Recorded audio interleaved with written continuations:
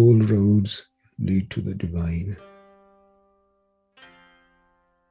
So whichever road that you cherish, whichever mantra that you cherish, together we can build a beautiful energy. Today I would like to talk about bitterness. The biggest spiritual impediment, which not only destroys our relationship within us, also around us and with the divine. Let us go back a few hundred years into the city of Goindwal.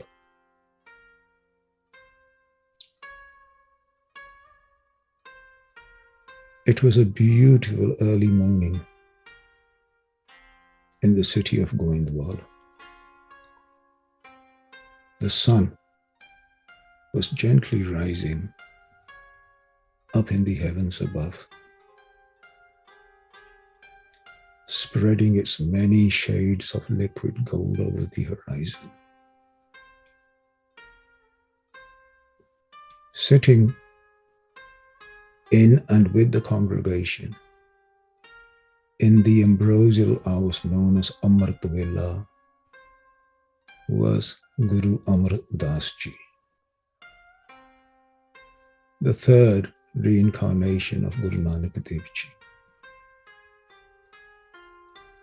Guru Amar Das Ji had spent much time in the service, the seva of the second Guru Angad Ji. And when Guru Angad Dev Ji, the second reincarnation of Guru Nanak Dev Ji, left for the heavenly abode, the spiritual seat of Guru Nanak Dev Ji was passed on to Guru Amar Das Ji. This annoyed Baba Datu. Baba Datu was the son of Guru Angad Dev Ji. He felt that being the son of the Guru meant that he would be the natural successor. As the days went by, the more the Sangat went to pay their respects to Guru Amar Das Ji, the more angry Datu became. He simply could not accept that an ex-servant, Sevadar of his father, was today sitting on his father's spiritual seat. Despite many people advising Datu to accept his late Guru father's decision, Datu refuses to accept.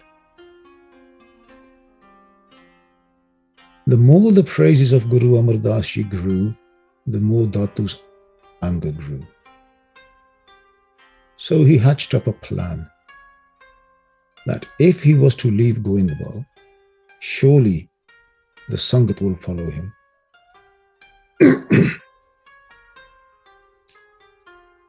Datu moved away from Goindwal. He set himself up as the Guru and gave the instructions to those few who had chosen to follow him to go and spread in the Sangat that the true Guru was not Guru Amar Das. That being the son of Guru Angad Dev Ji, Sangat should acknowledge him as the true Guru.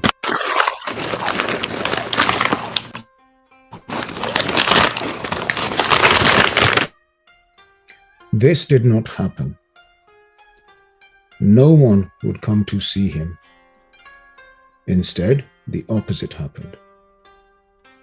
The Sangat around Guru Amar Das Ji increased manyfold. Feeling hurt, isolated, frustrated, Datu's anger turned into bitterness. Unable to control his anger and full of bitterness, one morning he decided to take this spiritual seat back by force. He makes his way to Goindwal and he sees Guru Amar Das Ji sitting on the palki side, the seat, the throne, attending the Sangat. He storms in with a few of his followers and confronting the Guru, he shouts, "Once you were a servant of my father and now you steal his seat. How dare you?" He kicks the body of the frail Guru so hard that Guruji fell off his palki and onto the floor. Guruji was 72 years old. Guruji dusts himself, composes himself, and holding onto the foot of Datu that had kicked him off the palki, he looks at Datu and whilst massaging his feet, with a tear in his eyes, he said, "Datu, my master's son, your feet are young and tender. Over age, my bones have become hard and brittle. I hope my old bones did not hurt your tender feet." The Sangat was in tears. The Sangat was surprised at the humbleness of the Guru, the forgiving nature of the frail Guru. Datu was left speechless at what he was hearing. Guruji gets up, dusts himself, and walks away from the Sangat to his native village of Basrke. What is this bitterness that got Datu to kick the Guru, an old 72-year-old Guru, onto the floor? Bitterness are the remnants of those emotions that has not been dealt with, or we find difficult to deal with. Bitterness is a grudge arising from a myriad of situations. Bad friendships who have let you down. A feeling of abandonment. This could come when you're a child. An accumulation of negative experiences. A repetition of bad luck when life simply does not seem to go your way. An unexpected loss of a loved one, or simply lack of hope for a good future. Many scenarios in life that could lead us into bitterness. Deception, somebody who's deceived you, somebody that you depended upon, somebody you trusted. Any negative childhood experiences. So much can create an outcome, leading to undesirable traits in our behaviors, destroying the natural beauty of the divine heart, turning this heart from the once Garden of Eden into a flat, emotionless, dry, and barren desert. Bitterness starts as an emotion born from anger, resentfulness, jealousy, creating a chain reaction of cyclic negative thoughts and behaviors, taking us deep into the dark world of sinful emotions within.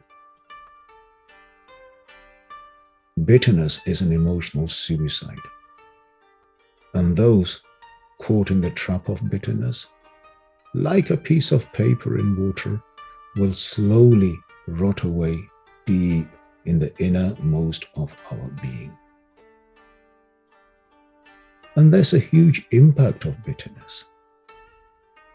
Bitterness comes at a very expensive, costly price. There will be an impact on our emotions, a profound impact upon our feelings, our moods, our health, our relationships, and deprive us from the divine blessings of our Father. Deprive us from joy and happiness.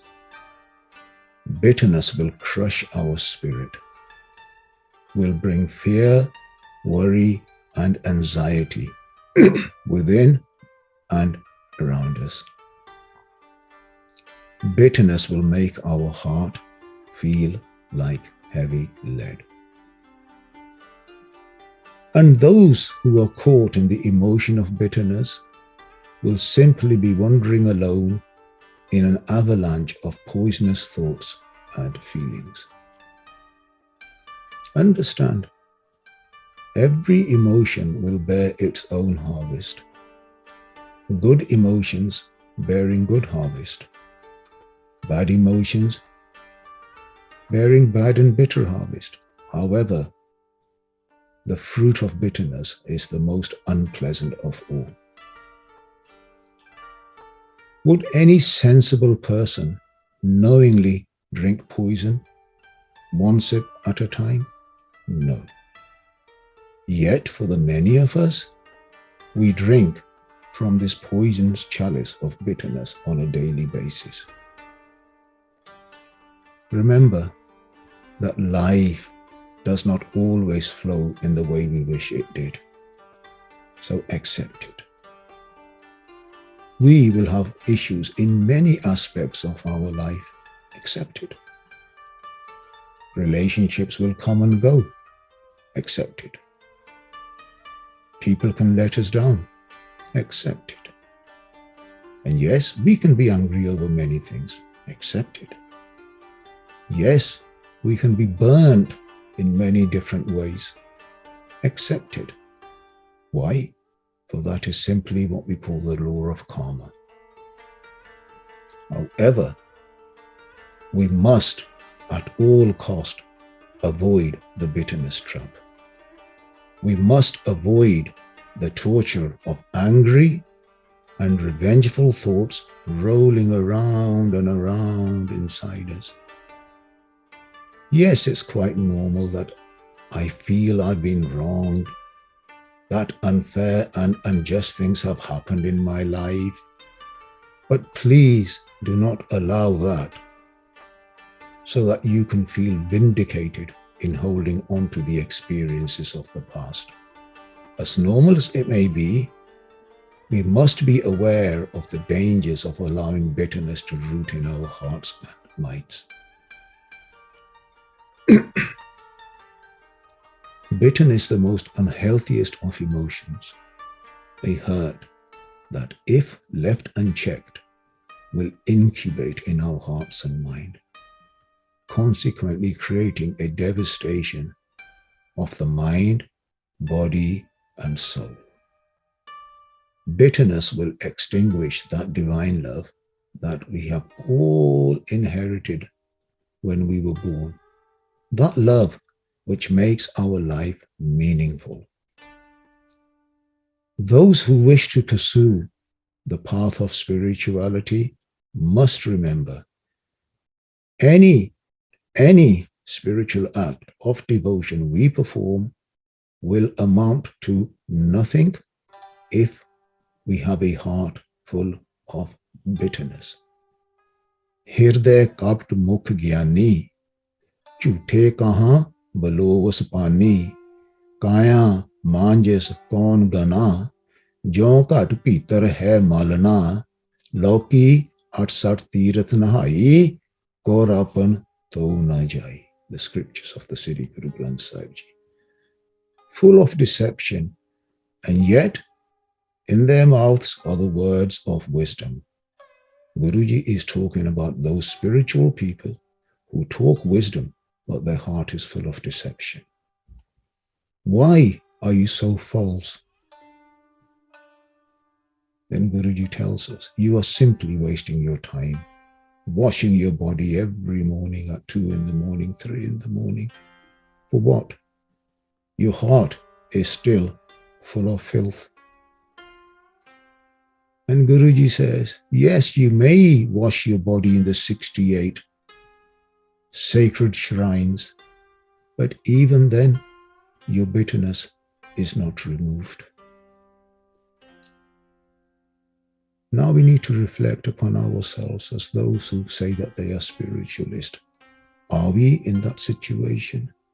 For if we are, then we need to do something about that pretty quick. So where do these emotions stem from that lead us to bitterness? Take a root. A root, for it to germinate, will require the association of soil and water. Similarly, our negative emotions arise from what we call the 3 gunas, the Triguna. What are the Triguna? The driving modes of our Maya, the 3 modes of our mind, the Rajguna, the Tamguna, and the Satguna. The driving force of every aspect of our lives, our emotions, our thoughts, our moods, and our actions. Now, these 3 modes of the mind, the Triguna, are part of our lower mind, not our higher mind. So, as a consequence, this is also known as the Maya mind. Guna in itself also means a rope. And so when we say Triguna, what we are saying is that rope of Rajguna, Tamguna, and Satguna, which is tying our soul to this body. So imagine if you can visualize the Triguna as a window. All that we are will be displayed through this window of the Triguna. If one had the ability to separate themselves from their body and look at themselves objectively, one will see the many different ways in which the Triguna respond and react to certain environments that we experience with our senses. In other words, the environment that we socialize ourselves with, we expose ourselves to, has a profound effect on the response of the Triguna. This response will create a fertile land within us for bitterness and other damaging emotions to take root. You lose a loved one. Suddenly, you lost your job. Reduction in income. Separation. In spiritual terms, you've lost your reputation. A reduction in social standing. You see a success of somebody else and it hurts you. There's a whole cocktail of experiences which, if we allow, will become deeply etched in the mind. They will leave a trace in the mind. And here, we may have forgotten, but Maya has not. And over time, they lie and ferment. And the longer they ferment, the more bitter they become. This process can last days, weeks, months, years, and sometimes from generation to generation.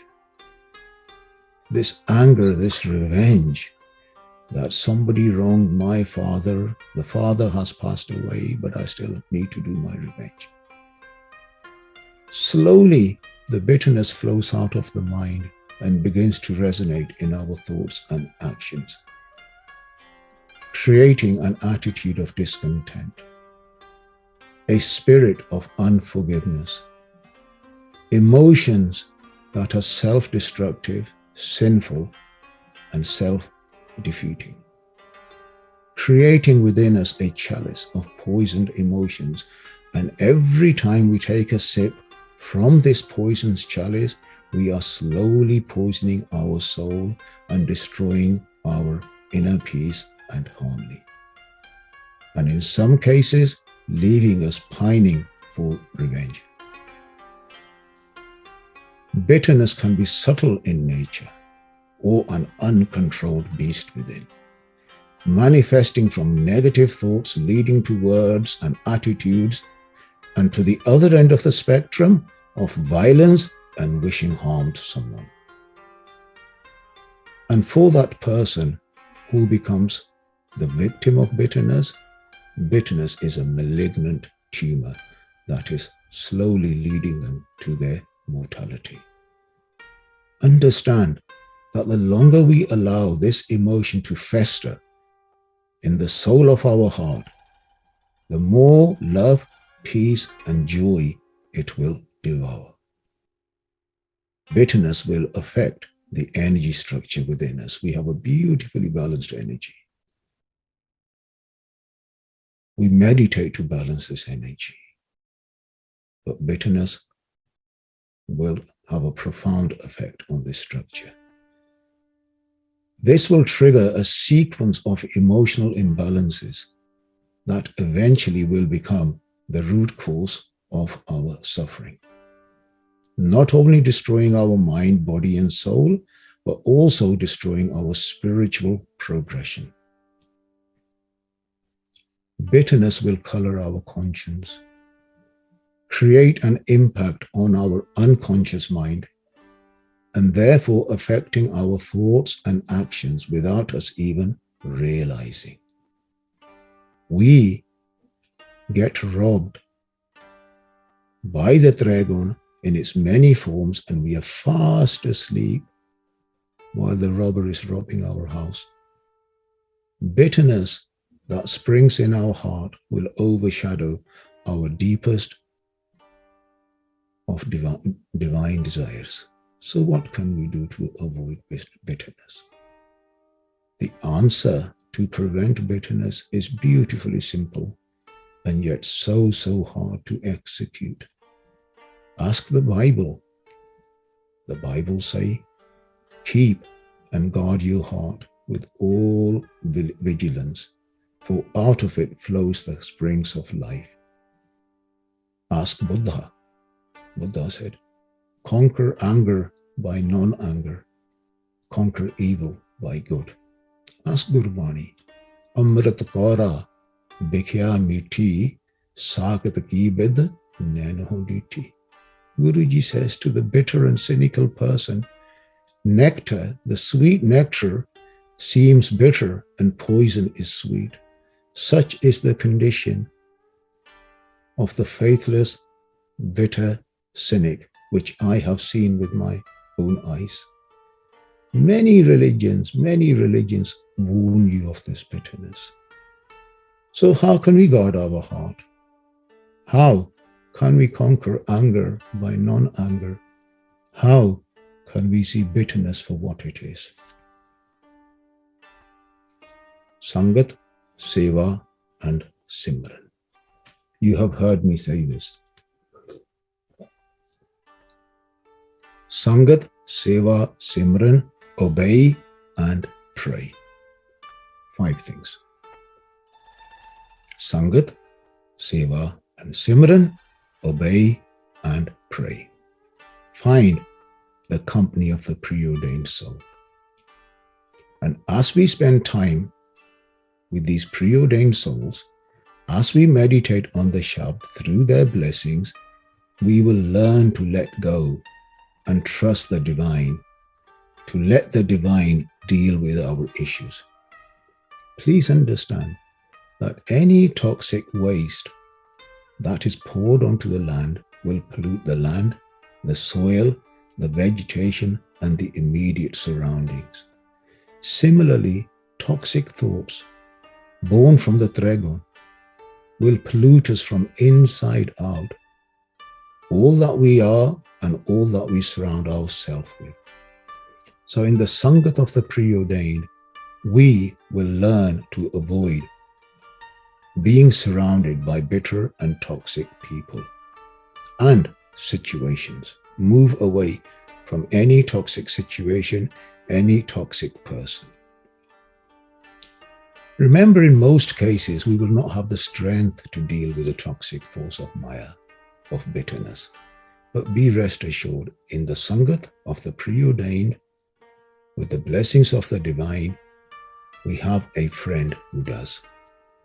In the company of the preordained, the seeds of anger, resentment, and revenge will be replaced by the seeds of humbleness, thankfulness, and forgiveness. In such divine company, over time, you will understand that only through forgiveness will you become healed from the poisonous thoughts of revenge, of bitterness. And if you are able to forgive, you will feel better physically, emotionally, and spiritually. You will heal yourself. Remember, if you cannot forgive, then have no expectation of forgiveness for yourself from the divine. And in lack of forgiveness, the force of Maya will create a stronger foothold within us. Maya will be looking for more dark opportunities to lead you astray from the divine. So, as hard as it is, we must learn to forgive, simply and only to set ourselves free. We may not have the strength to forgive, but please understand there is immense power in the Sangat, immense power in the Shabd, immense power in the Ardas, the prayer. We cannot control our karmic existences. This is why we are here for. This whole world, everything around us is no more than a karmic play. And in this karmic play, people will come, people will go. Events will happen that we may not be pleased with, or indeed, we may be very pleased with. However, remember, nothing is constant. All is an illusion. No experience, good or bad, will last. Therefore, in the company of such souls, our perspective of life will begin to change. We will begin to see the transient nature of all that we are connected with. We will begin to understand that all that is happening, that we cannot be accountable for the behavior of those around us. In essence, we will learn to become observers of the flow and not be the participants and drowning in the waves. Understand that life will flow in its own unique way, that we are no more than puppets in the drama of life held by the strings of karma. In the Sangat, in the company of the divine, we will be blessed with those spiritual tools of obeying and praying, to obey the divine wish and pray for those who have hurt us. The vital tools to weed out those thoughts that will deliver us from bitterness and give us the strength to be able to forgive. And remember, the sooner we can forgive, the less bitter we will become. There was a king.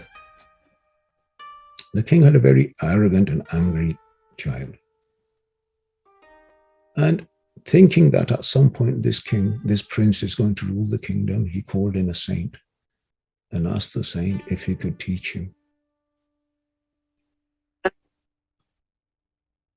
The prince and the king and the saint went out for a walk in the gardens. And they came to a bush. The saint looked at the prince. He plucked a leaf and gave it to the prince to eat. The prince took a little bite, immediately spat it out with a very funny face. The saint looked at him. He goes, "What happened, son?" The prince in anger said, "This leaf was bitter. You gave me something. It was absolutely bitter." The saint replied, "But son, this was only a small plant.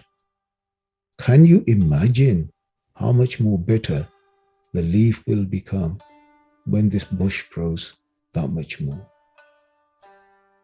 So if we allow bitterness to ferment, anger to ferment, it will only become more strong, more powerful. So forgive quickly without hesitation before a small amount of bitterness turns into a huge amount of bitterness. We will learn that however much we may feel the right to respond, our response under the influence of bitterness will only lead us to sin, a behavior that will not be pleasing to the divine. We will learn that however much spiritual activities we may perform, that if we are unable to forgive, then these actions of piousness will amount to nothing. The once fertile soil of the land will harden, and there will be no place for the divine or divine virtues. Therefore, enter the Sangat. Find good Sangat. Meditate. Relax in that Sangat. Obey. Pray. Hand over your bitterness, your resentments, and any other contamination of the mind to the divine, and simply detox yourself in the Shabd, the Sangat, and the divine. God bless you. Thank you so much for your time.